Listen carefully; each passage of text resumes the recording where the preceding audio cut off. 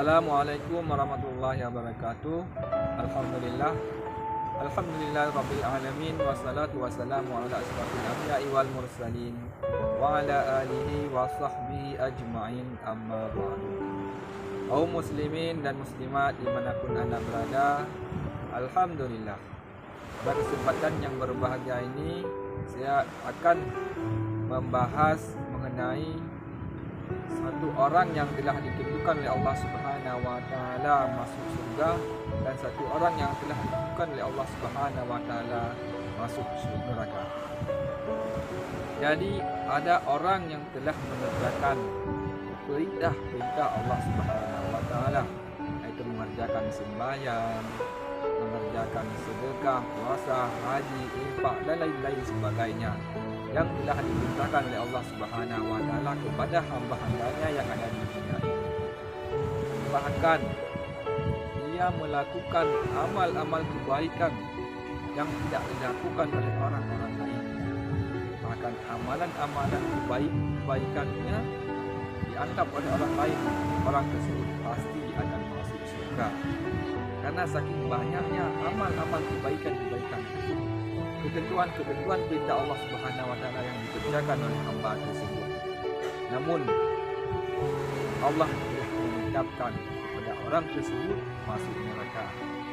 Dan sedangkan orang yang satunya lagi, yaitu orang yang lain, yaitu tidak mengerjakan perintah Allah Subhanahu wa taala, tidak melakukan sembahyang, tidak mengerjakan sedekah, puasa, infak dan lain-lain sebagainya. Bahkan orang tersebut melakukan perbuatan yang dilarang oleh Allah Subhanahu wa taala, melakukan perbuatan zina, melakukan perbuatan mabuk, judi, khimar dan perbuatan yang tidak lain sebagainya. Namun Allah Subhanahu wa taala telah menentukan tentang akhir hayat orang tersebut, yaitu meninggal dalam keadaan husnul khatimah. Maka kita tidak boleh melihat atau menghukumi kepada seseorang apakah karena orang tersebut melakukan ibadah yang sangat banyak kita memvonis orang tersebut masuk surga, ataupun malah sebaliknya memvonis seseorang yang melakukan perbuatan yang dilarang oleh Allah Subhanahu wa taala, orang tersebut pasti masuk neraka. Kenapa hal tersebut tidak boleh kita vonis seseorang tersebut? Karena ketentuan Allah Subhanahu wa taala telah ditetapkan di Lauh Mahfuz. Maka kita sebagai hamba Allah Subhanahu wa taala, apa yang harus kita lakukan dengan ketentuan yang telah diberikan oleh Allah Subhanahu wa taala? Apakah kita akan meninggal dalam keadaan mati husnul khatimah ataupun kita akan mati su'ul khatimah? Itu merupakan rahasia daripada Allah Subhanahu wa taala.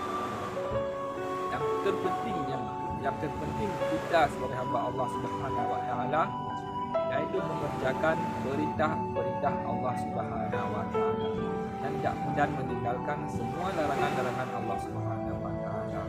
Dan kita berdoa kepada Allah Subhanahu wa taala akan diwafatkan dalam keadaan husnul khatimah.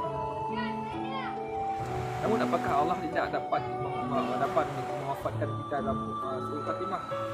Boleh saja, karena semua yang ada di dunia ini, alam ini adalah milik Allah Subhanahu wa taala. Tergantung kepada Allah Subhanahu wa taala memberikan kebaikan kepada orang atau tidak memberikan kebaikan kepada orang yang lain. Namun kita sebagai hamba yang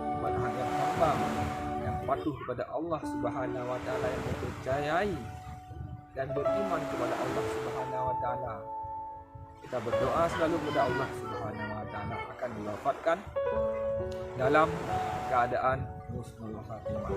Dan sedang jamaah pemirsa dimanapun anda berada, kebanyakan apabila kita melihat ataupun membaca kisah-kisah dari para ulama-ulama yang sebelumnya, kebanyakan orang yang menganggap dirinya adalah orang yang suci, yang menganggap dirinya adalah ahli surga, orang tersebut tidak akan masuk surga. Namun sebaliknya, malah kebanyakan ulama ahlu sunnah wal jamaah itu menganggap dirinya adalah orang yang paling benar, menganggap dirinya adalah orang yang tidak patut masuk surga. Sehingga para ulama-ulama yang terdahulu, ulama-ulama sekarang itu yang tidak menjamin dirinya akan masuk surga selalu berdoa kepada Allah Subhanahu wa taala, selalu beribadah kepada Allah Subhanahu wa taala, tidak memadai dengan amalan-amalan yang telah dikerjakannya, dan mengharap keampunan keridaan Allah Subhanahu wa taala sehingga dimasukkanlah kepada surganya Allah Subhanahu wa taala, disebabkan karena keyakinannya kepada Allah Subhanahu wa taala, dengan takwanya kepada Allah Subhanahu wa taala. Seperti halnya kisah Syekh Basisah sedang dimainkan. Bagaimana Syekh Basisah? Seorang ulama yang sangat terkenal pada masanya, namun diwafatkan oleh Allah Subhanahu wa taala dalam keadaan husnul khatimah. Nauzubillah subhanallah. Seperti yang akan saya buatkan satu video mengenai kisah Syekh Basisah pada video selanjutnya. Maka kita yang masih diberikan kesempatan oleh Allah Subhanahu wa taala, marilah kita tingkatkan amalan keimanan kita kepada Allah Subhanahu wa taala sehingga kita akan diwafatkan oleh Allah Subhanahu wa taala dalam keadaan husnul khatimah. Mungkin hanya ini yang bisa saya sampaikan, kurang saya mohon maaf. Akhir kalam, assalamualaikum warahmatullahi wabarakatuh.